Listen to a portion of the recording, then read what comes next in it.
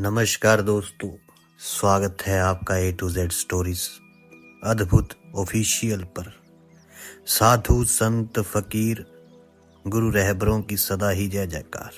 जब ये बात माता सिरोंजा जी को समझ आ गई कि गुरु गोरखनाथ जी का कहा, गुरु जलंधर नाथ जी का कहा और बै माता का लिखा मिट नहीं सकता, तो उन्होंने पुरोहित को कहा कि तुम और कहीं भटकने से सीधा ददरेवा गांव चले जाओ और ये बात राजा सिंधा सिंह को मत बताना, यानी कि रानी श्रीयल के पिता को मत बताना, और उसे दुगनी दान दक्षिणा देकर और कहा कि जब तुम ये कार्य कराओगे तो तुम्हें और दान दक्षिणा दे दूंगी। और इस बात का पुरोहित को कहा कि तुम नाई को भी मत बताना।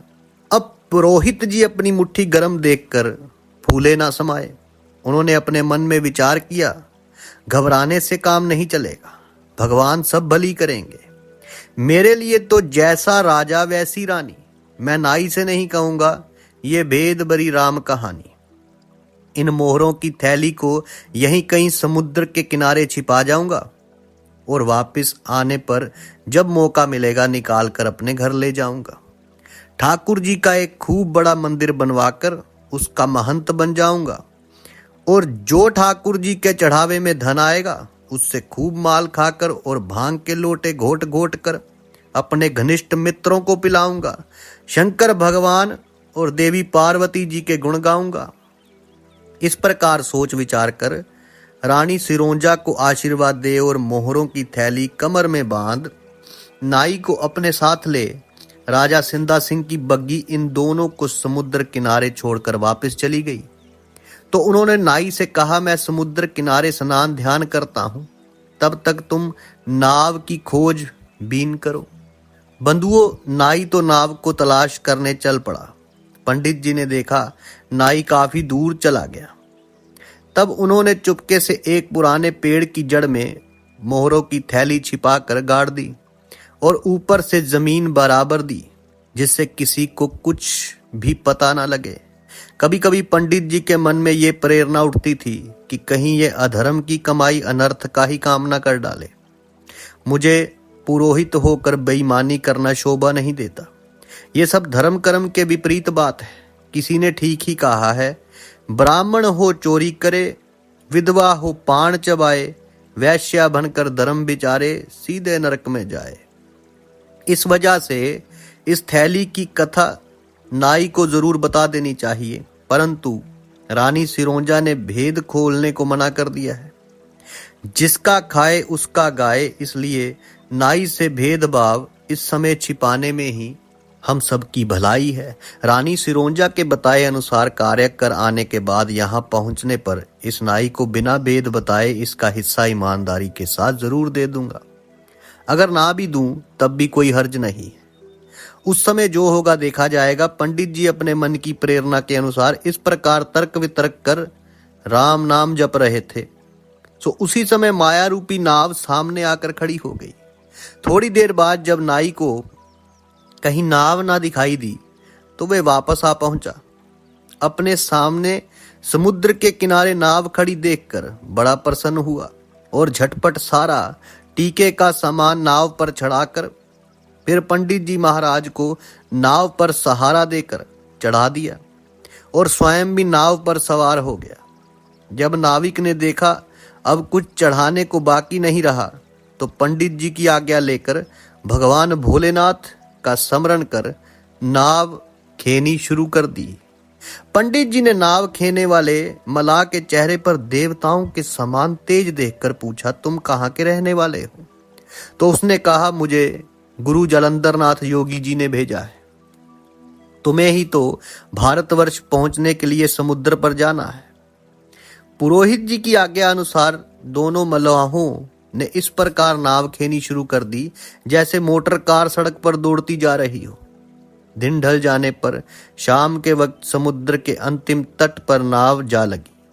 नाव के भीतर बैठे हुए नाई और पुरोहित भारतवर्ष की अपार अनुपम शोभा को नाव में बैठे बैठे ही निहारते हुए गौरी नंदन गणेश को याद कर नाव से नीचे उतरे। तब नाई ने राजकुमारी श्रीयल के टीके की सारी सामग्री एक बड़े गट्ठर में बांधकर अपने सिर पर रख ली। नाई और पुरोहित के चल पड़ने पर नाव और नाविक दोनों अंतर्ध्यान हो गए। तब ये दोनों भी बातें करते हुए समुद्र की भूमि छोड़ रेतीली मैदान से पथरीली पृथ्वी पर आ गए और भारतवर्ष की संपत्ति और सभ्यता गुणगान करते हुए मंजिल मंजिल चलकर आगे बढ़ रहे थे। वे कह रहे थे कि इस प्रांत के आदमी अतिथि सेवा को भगवान की सेवा से भी अधिक करने के अभ्यासी हैं। परदेशी मनुष्य को रास्ता बताने और सभ्यता पूर्वक व्यवहार करना अपना परम धर्म समझते हैं। यहाँ के सज्जन वृद्ध महापुरुष अपना काम धाम छोड़कर भी परदेसी मुसाफिर को टेढ़े मेढ़े रास्ते से हटाकर सीधे मार्ग पर पहुंचाकर तब वापस अपने घर लौटते हैं। इसी प्रकार धर्म अधर्म की बातें करते हुए रात दिन ठहर ठहर कर मंजिल दर मंजिल तय करते 5-7 दिन बाद राजस्थान प्रांत के ददरेवा नगर में जा पहुंचे और वहां दूध की नदी में पुरोहित जी और नाई दोनों ने स्नान ध्यान कर खा पी कर अपने नित्य कर्म से फारिग होकर महाराज उमरपाल सिंह के महल के दरवाजे पर आ पहुंचे। दूध की नदी जो थी ये गुरु गोरखनाथ जी ने तब बनाई थी जब वो 9 लखे बाग में आए थे, जब रानी बाछल को उन्होंने आशीर्वाद दिया था गोगा जी के होने का। अब दोनों नेगियों ने द्वारपाल को नमस्कार कर अपने आने का उद्देश्य बताया और महाराजा उमरपाल सिंह से भेंट वार्ता करने की इच्छा प्रकट की। द्वारपाल ने नाई पुरोहित जी को उनके नमस्कार का उत्तर नमस्कार में देकर आप दरबार में जा पहुंचा और राजा उमरपाल सिंह को हाथ जोड़कर मस्तक झुकाकर निवेदन किया कि हे राजन, संगल द्वीप पर्यंत तंदुल नगरी के धूपा शहर से 2 लोग नाई और ब्राह्मण अपने राजकुमार गोगावीर जी महाराज की सगाई के लिए आपके दरबार में आने की आपसे प्रार्थना करते हैं। आपकी आज्ञा मिलने पर मैं उन्हें आपके सम्मुख लाकर पेश कर दूंगा। तो तंदुल नगरी के नाई पुरोहित के आने और सगाई लाने की खुशखबरी सुनकर राजा उमरपाल सिंह और उनके सारे दरबारी मन ही मन बड़े प्रसन्न हुए। दरबारी आपस में कानाफूसी करने लगे, जब हमारे गोगावीर जी की बारात समुद्र पार तंदुल नगरी जाएगी तब हम लोग भी बाराती बनकर चलेंगे और गोगा जी की बारात का जी भरकर आनंद लूटेंगे। वहां बेटी वालों के पक्ष की परम सुंदरी पद्मनी नारियां जरूर ही लड़की के ब्याह में शामिल होंगी। हमने नार पद्मिनी का होना अपने कानों से ही सुना है, नैनों से कभी नहीं देखा है। ये लोग इधर इस प्रकार आपस में वार्तालाप कर रहे थे, उधर मन ही मन खुश हो राजा उमरपाल सिंह ने अपने दरबान को आज्ञा देकर नाई और ब्राह्मण को दरबार में लाने के लिए भेजा। बंधुओं सज्जनों, पहरेदार अति प्रसन्न हो भागा भागा द्वार पर पहुंचा और उसने नाई और पुरोहित जी को महल में भेज दिया और स्वयं अपने पहरे पर डटकर पहरा देने लगा। जब नाई पुरोहित ने दरबार में पहुंचकर राजा उमरपाल सिंह और उनके सारे दरबारियों को हाथ जोड़कर अपना मस्तक नवाया, तब मन ही मन सभी बड़े प्रसन्न हुए। महाराज उमरपाल सिंह, राजा जेवर सिंह व नेवर सिंह नाई के सिर पर सगाई के समान का खूब भारी गट्ठर देखकर फूले ना समाये। मित्रों, राजा जेवर सिंह ने नाई और पुरोहित को आसन देकर बिठाया और उनकी खूब खातिरदारी करी और उनसे उनके आने का उद्देश्य बयान करने को कहा। तो पुरोहित जी ने हाथ जोड़कर बोला कि महाराजा, हम समुद्र पार संगल द्वीप पर्यंत तंदुल नगरी के धूपा शहर से आए हैं। हमारे राजा सिंधा सिंह ने हमें सगाई देकर भेजा है और आज्ञा दी है कि किसी बहादुर राजा के योग्य राजकुमार के साथ हमारी बेटी राजकुमारी श्रीयल की सगाई करके आओ। टीके का सामान हमारे संग ही भेज दिया है, तो आप अपने राजकुमार के दर्शन हमें करा दें, जिससे हम उन्हें देखभाल और समझ बूझ कर अपने राजा की आज्ञा का पालन कर सकें। राजा उमरपाल सिंह पुरोहित जी की बात सुनकर बड़े प्रसन्न हुए और बोले कि गुरुदेव, ये सब कार्य तो बाद में होते रहेंगे, पहले आप दोनों हमारी अतिथिशाला में पहुंचकर इनके भोजन व आराम करने का पूरा बंदोबस्त कर दो। इन्हें जिस चीज की जरूरत हो उसका भी प्रबंध कर देना। सज्जनों, सेवक ने महाराजा उमरपाल सिंह की आज्ञा का पालन किया और नाई और पुरोहित जी को अपने साथ अतिथिशाला में ले जाकर भरपेट भोजन कराया। सुपारी, पान, इलायची देकर उन्हें बिस्तर बिछाकर आराम से लेटने को कहा। सुबह राज आज्ञा मिलते ही आपको अपने साथ ले जाऊंगा, इतने आप नित्य कर्म और पूजा पाठ से निपट लेना।